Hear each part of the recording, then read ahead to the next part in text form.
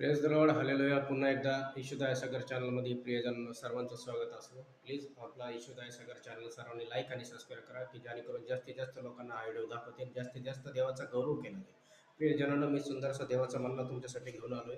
Mark शुभवर्तमान याचा 11वा अध्याय आणि त्यातलं 12वं वचन. देवाचा सुंदरसा म्हणणं आहे, आत्मिक भोजन बघा. अंजिराचं झाड निष्फळ. मग दुसऱ्या दिवशी बेथलेहून निघाल्यावर तो भूक लागली तेव्हा पाण्याने डवळलेले अंजिराचं झाड त्याला दिसले, पण कदाचित त्याला काही मिळेल असे त्याने त्याकडे गेला, परंतु त्याला पाल्या वाचून काही मिळाले नाही व हंगाम अजून आला नव्हता. तेव्हा तो त्याला म्हणाला, यापुढे तुला कधी फळ कुणी ना खावे. शिष्य ऐकत होते. हंगाम हंगाम हा सांगतोय आत्मिकदृष्ट्या, जर प्रभू येशू तुमच्याकडे आलेत, प्रभू येशू तुमच्या जीवनात आहे, प्रभू येशूचं वचन सुवार्थ तुम्हाला कळलेली आणि येशू हा उद्धारकर्ता प्रभू आणि परमेश्वर आहे आणि येशू तुमच्या आमच्यासाठी त्या वधस्तंभावर मरण पावले हे तुम्हाला कळलं आणि येशूने तुमच्या जीवनात चमत्कार केलेला आहे, येशूने तुमच्या जीवनात मिरेकल केलेलं आहे आणि येशूमध्ये जर तुम्ही आलात तर हंगाम म्हणजे तुम्ही बी लोकांना सुवार्थ सांगितली पाहिजे. अंजिराच्या झाडाला फळ आलं नाही म्हणजे तुमच्याद्वारे बी देवाकडून फळाची अपेक्षा आहे. कारण की तुम्ही जर देवाचे लेकरं आहात तर तुम्ही बी लोकांना देवाची सुवार्थ सांगितली पाहिजे. कारण की देवाने सुरुवातीपासून एकपर्यंत सांगितलं, जाऊन संपूर्ण सृष्टीला घोषणा करा, पिता पुत्र आणि पवित्र आत्म्याच्या नावाने त्यांना बाप्तिस्मध्ये आणि पागा युगाच्या समाप्तीपर्यंत मी सर्व दिवस तुमच्या बरोबर आहे.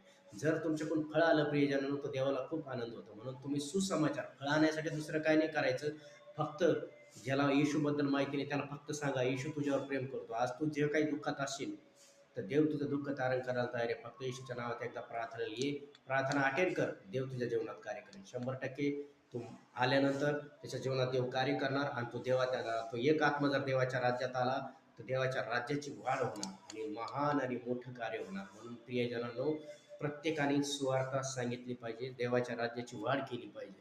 म्हणून तुमच्याकडून हंगाम आला पाहिजे असं येशूची इच्छा आहे आणि ती इच्छा तुम्ही पूर्ण केली पाहिजे. फक्त सुवार्थ सांगायची, त्या परमेश्वराने ते सगळं काही तुम्हाला दिलं येशूच्या नावात आणि ते सगळं काही तुम्हाला दिलं. मी तुमच्यासाठी प्रार्थना करतो.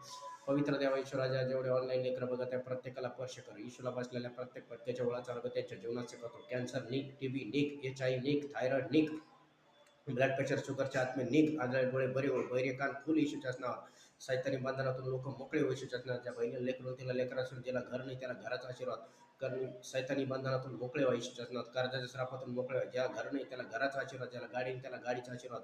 आणि बाप्पा यांची जी गरज आहे ती ख्रिस्त येशूचा तू पूर्ण कर. कारण की तुझं वचन सांगतं अंजिराचा हंगाम, अंजिराच्या हंगामामध्ये फळ आणत नाही, यांना फळ आणण्याचं सामर्थ्य आणि पवित्र आत्मध्ये प्रभूशी, जेणेकरून तुझा सुसमाचार सांगते, तुझ्या राज्याची वाढ करते, यांच्या घरात सुख शांती दे, पैशा पाण्याला बरकत दे, की यांच्याकडे बघून देखील लोक येशूकडे येतील असं कार्य कर. जेवढे ऑनलाईन बघतात सगळ्यांना ब्लेस कर आणि प्लीज चॅनल लाईक आणि सबस्क्राईब करा. येशूचा